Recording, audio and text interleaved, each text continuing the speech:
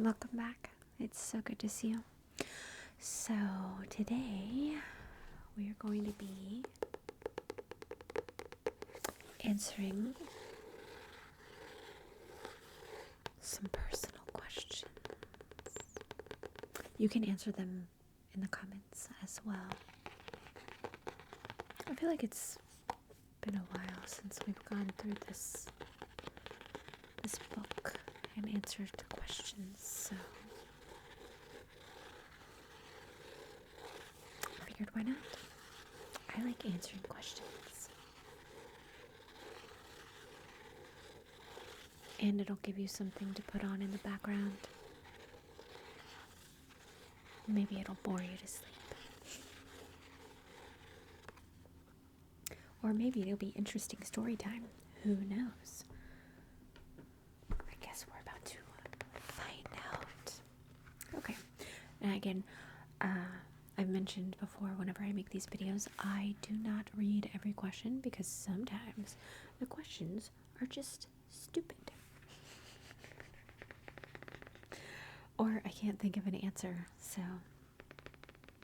Alright. 3 items I always carry with me are. 3 items that I always carry with me are phone, wallet, keys. Because I always need my phone. It's like a safety thing, you know? Like, what if something would happen? I need to call someone, you know? Can you, like, I want to say can you imagine, but you can't imagine, I'm sure. But, like, can you believe that we used to go through life without phones? Just driving around, not having any way to contact anyone. Like, that's like a terrifying fear of mine now. Like, oh my god, I forgot my phone. You know, like, ugh. But yeah, and then keys, because without my keys, how am I going to get in my house? And wallet, you have to have ID and ways to pay for things, right? So those are the 3 items that I always have with me. Okay, I love the lyrics of the song. I love the lyrics of the song. I love the lyrics of the song. I'm trying to think of a song and the lyrics. I don't know. Is there a song that you love the lyrics to? Most songs I just sing and then I don't even know the lyrics, you know, and then you go back and you're like, whoa, that song says that. I really like that song by Justin Bieber, Ghost. I really like that song. I can't think of any of the lyrics right now, but I know I really like that song, so I must like the lyrics, right? Let's see. The worst thing I ever experimented with was drugs. I mean, that's pretty stupid, right? That was when I was much younger and I was a kid. Like, if I were to take any drug now, I would probably die. I would probably just fall over and die immediately because, like, I don't do anything. My body is, like, very clean. So it's like, I would probably fall over and die. I wish I had an endless supply of money. Like, are you kidding me? An endless supply of money will get you an endless supply of whatever, of everything. You know what I mean? I'm trying to think, like, what if money wasn't an option? An endless supply of gas for the car, because I hate filling up the gas tank. It's the absolute worst. It's like gas should just, you know. What would you have an endless supply of? Maybe I can use that as my answer if money's not an option. But I make up the rules. Money's an option, so I'm gonna say money. Okay. The worst bus ride I have ever taken was, I don't I don't know if it was the worst bus ride, but it was the scariest bus ride. And for me, it was the bus ride from the airport to Paris Island, because I was going to boot camp and I was scared. It was like 2:30 in the morning. I'd just gotten off the plane. They were like, okay, we got to take you. So we got on the bus, and at first people were talking, and then once we passed the gates of Paris Island, everyone just shut up. Everyone was quiet. And then we pull up to the processing building, and you see the outside, you can see the yellow footprints. And I was all alone. I had never been alone before like that in my life. I had no idea what I was about to get into. Just that it was scary, you know. It was scary. It was a scary bus ride. So that was probably the worst bus ride, because I can't think of another time that I was on a bus that I was just not having a good time. But yeah, my secret hideaway is, I don't have a secret hideaway, so I guess I would just have to say like my bedroom. I don't know, because the only time that I'm ever alone is when my kids are at school and my husband's at work, like right now. But I'm not really alone, because I'm with you and I'm in the studio recording a video. So there's never any time that I'm like, I need to hide out. But if like I guess if I need time to myself, like if I want to read or something, I'm going to my room, you know, because it's like the quietest place that I can close the door and just be by myself, I guess. I don't know. The spookiest thing I have ever experienced was, okay, let me tell you, because I was afraid that it was going to happen again, but it didn't. All right, so last year, it was when my daughter was going to do the play, and I don't remember what the play was last year. I have no idea. It doesn't matter. The play doesn't matter last year. But I had to take my daughter to the theater,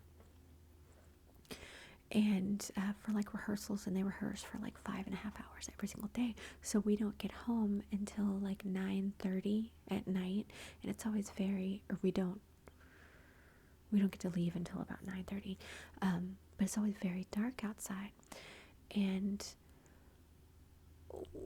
the way that we come home, we get on the freeway, and then we have to exit. We get on the feeder, the service side road, and once we get on that, then we go under the freeway, under the bridge, and then, you know, all this to the house. But there is this section last year, it scared the crap out of me, okay?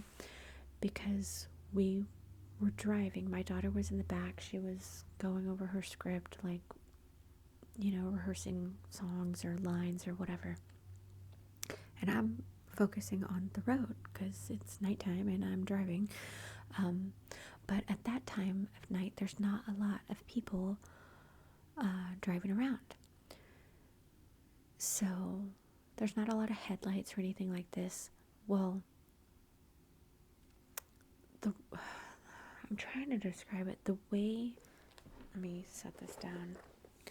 So the way that it goes, it's like you get off of the freeway and here's the feeder road, and the freeway kind of goes along it, and then it goes up. Well, before it goes up into the bridge, it's level with the feeder, and there's this like grass median, and then there's like this metal fence, you know. So I'm driving, and all of a sudden I see this girl. It's as though she was on the freeway at some point. I don't know. But there was this girl, and I still remember what she was wearing. She was wearing jeans, but they were like the jeans from the 90s. They weren't Jinkos. They weren't like the big fat Jinkos, but they kind of have them now, where it's wide-legged, where it's almost bell-bottom but not wide-legged. She was wearing jeans like that, and she had long sleeve shirt on that had stripes on it. It was like black and orange and red, kind of like the 90s striped shirts, you know. And she had long straight hair that went about midway down, you know. And it was almost like she had like books in her hand or something, like maybe a binder. I don't know. It was very odd, but I didn't see her on the freeway, but it was like she was walking from the freeway. And over here, like, here's the feeder and here's the freeway, and over here is like where you can go to like Chuck E. Cheese and Walmart and Kohl's and stuff. And I was driving, I was on the feeder, so it was about 40. I was driving about 40, and I saw this girl, and she walked like she didn't even acknowledge that it was a feeder. She just walked, and I was like, and I literally screamed and I cussed, and I was like, holy shit. And I pushed the brakes really hard because this girl was walking in front of my car and I was going to hit her. And as that happened, she looked at me and then disappeared. And I was like, holy shit. And Emma freaked out. She was like, what? And I was like, oh my God, nothing. Nothing. I thought there was something in the road. There was nothing.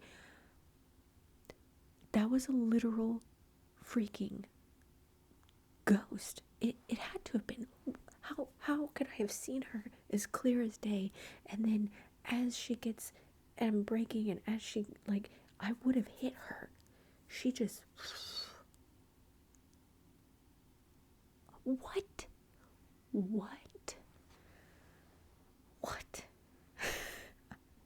And I swear, it had to, I was not hallucinating. That was real.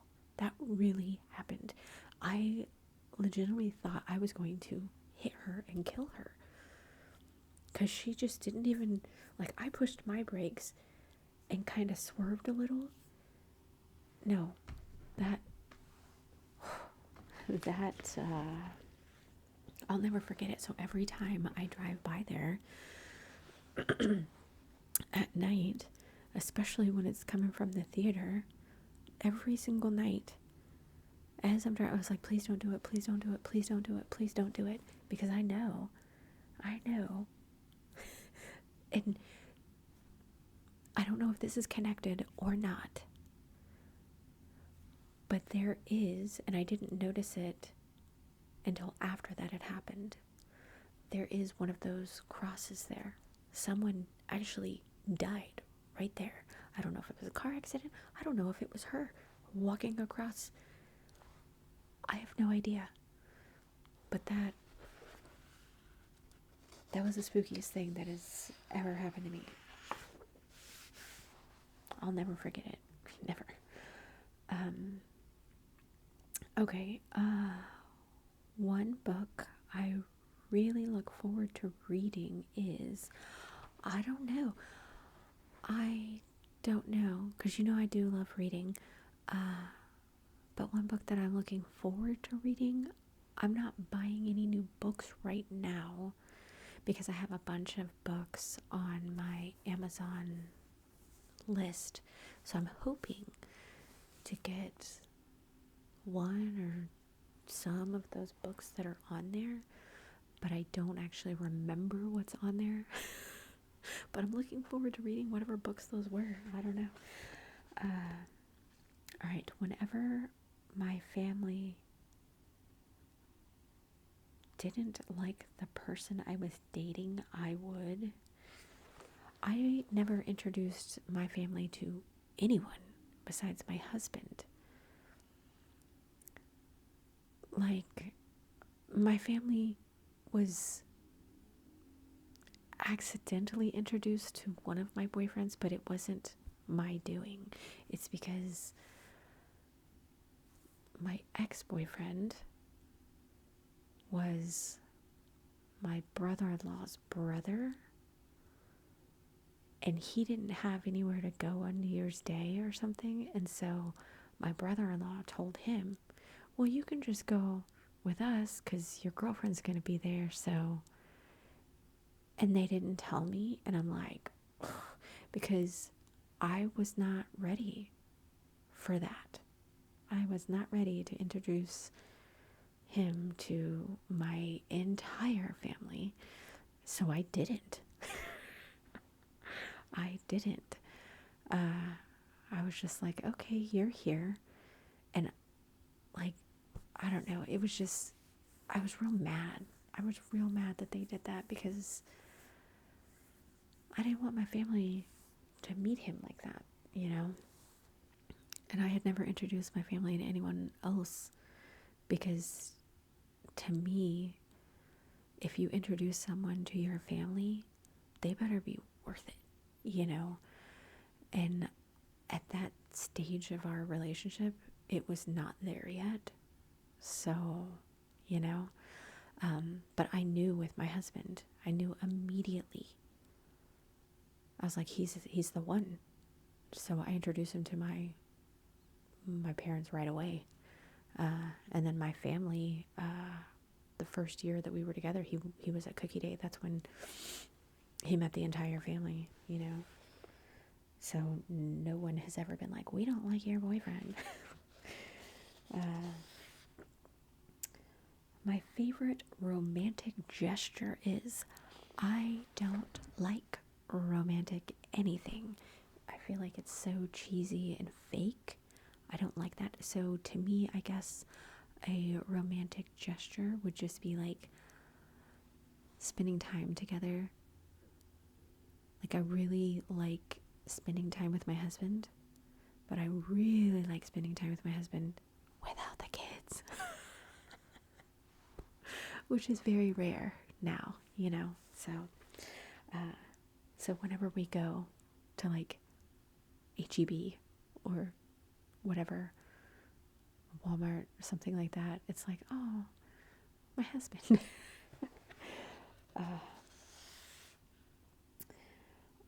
I'm quietly battling.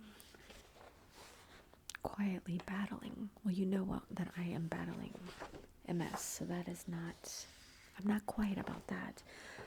But I have been, I mean, I'm gonna say it just because I'm honest on my channel, but I feel like my family's gonna yell at me or something.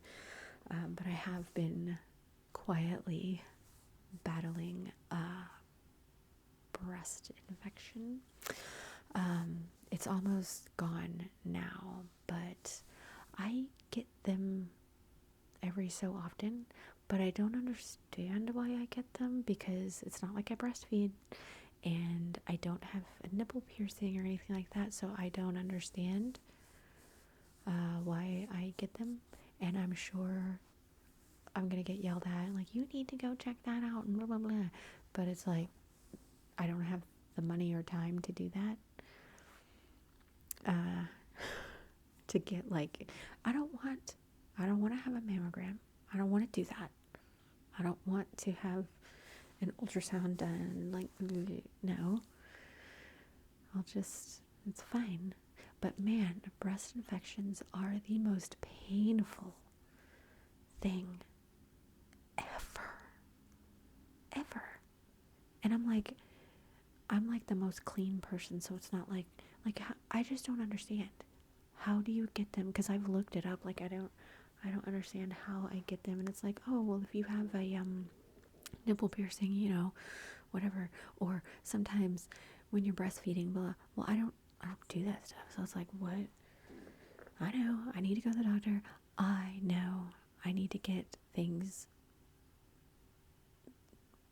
maybe biopsied or the mammogram and the ultrasound and stuff, but I got enough going on. I don't need that on top of all the other things, And it's almost over with this time, so it's fine. It's fine. But yes, I have been quietly battling that. Let's see. One thing I have always wanted to do on my birthday is I don't really care about my birthday. So, win the lottery, go on vacation, that. But it's like, I can't really do anything on my birthday anyway because I have kids, because my birthday is towards the end of August. So it's like, the kids are in school. I can't really do anything, like.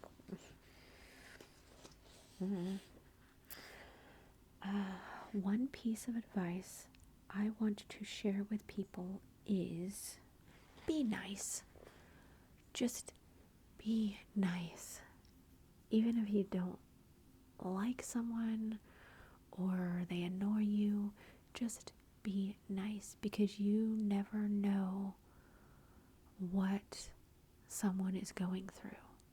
Like if someone is mean to me or rude or like cuts me off or something like that, I don't do anything. I don't say anything about it, because you don't know what's going on in their life. Like sometimes Emma says that like her teacher was being so mean today and blah blah blah, and I was like, maybe she had a hard day, like maybe she had a hard night.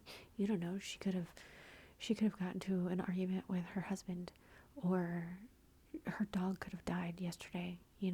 Like you don't know what's going on with someone, so don't treat someone bad because they treated you bad or they were mean, or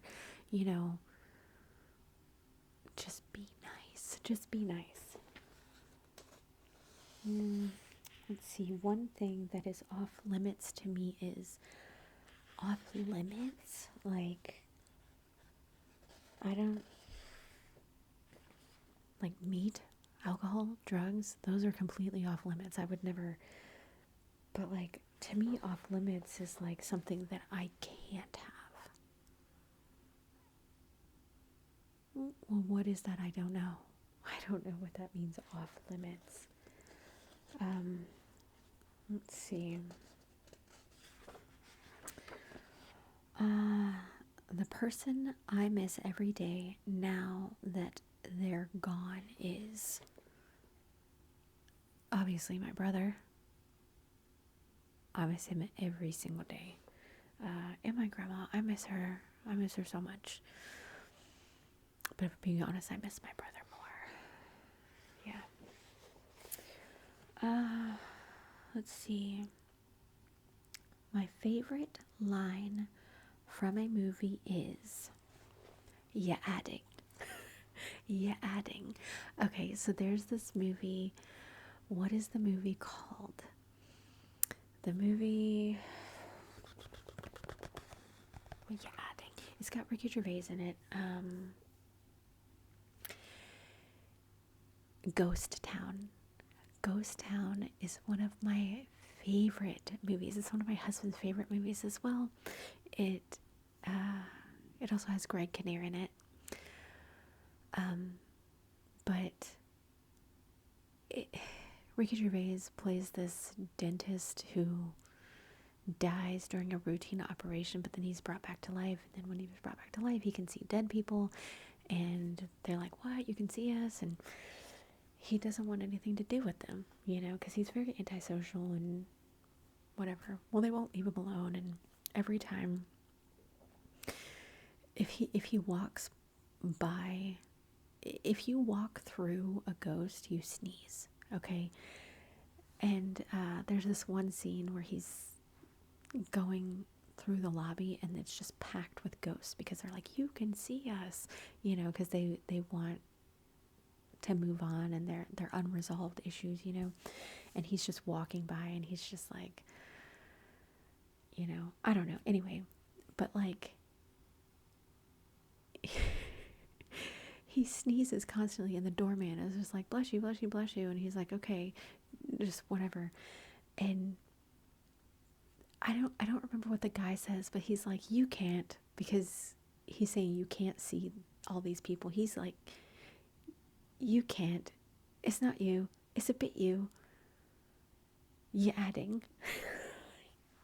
If you've seen the movie, you know what I'm talking about. But me and my husband, we say that all the time. All the time. You adding. You adding. I don't know. Okay. One rule I live by is tell the truth and you will not get in trouble. And that is the main rule that I tell my kids. If you tell me the truth, I promise you, pinky promise, whatever, you will not be in trouble. And they know this now. At first they were like, you know, like if they ever thought they were going to get in trouble, they wouldn't. But I have proven to them, if you tell me the truth, I will not yell at you. You will not be in trouble. We might have a conversation, a discussion about what went on or why we should and shouldn't do things, but you will never get yelled at.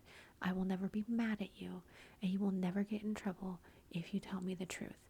And I stand by that, and my kids know that. So my kids are always truthful with me, always. And I like that.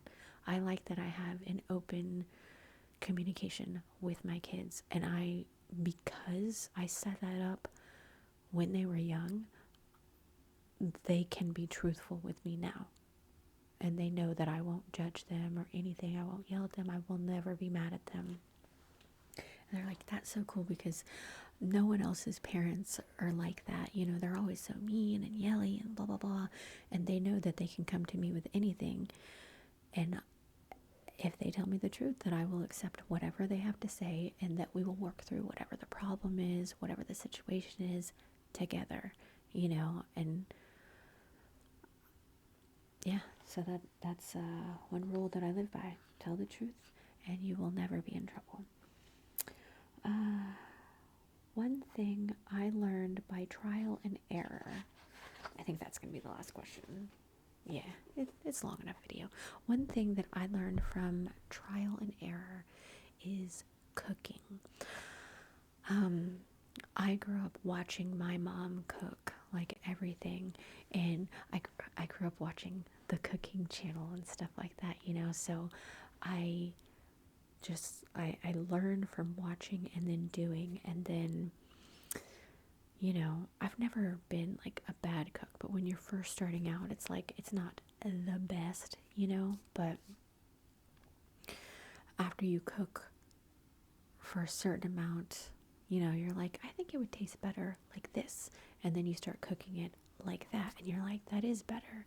And then I'm going to cook this less and do this and like blah, blah, blah. It's just trial and error. And the more you cook, the better you become. And now I am like the best cook.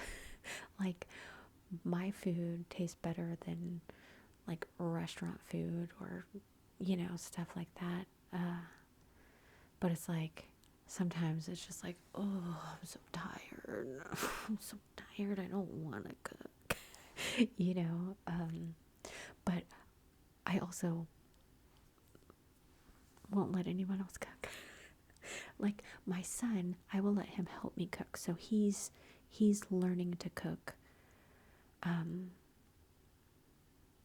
through me, you know, because I want them to be able to grow up and be able to cook. You know, my daughter, she writes down if I cook anything and she really likes it.